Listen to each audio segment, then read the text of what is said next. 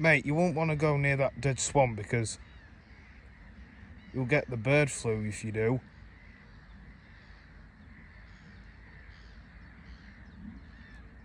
Well, I guess coots don't care if they catch bird flu or not. I would imagine so, by being next to that dead young swan. Poor bugger.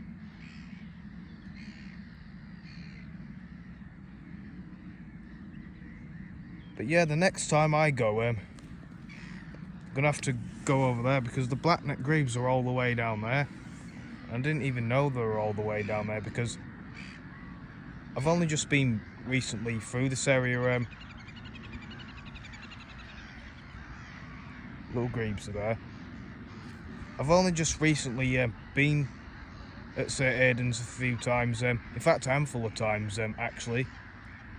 And I didn't know the black-necked grebes were on the main lake.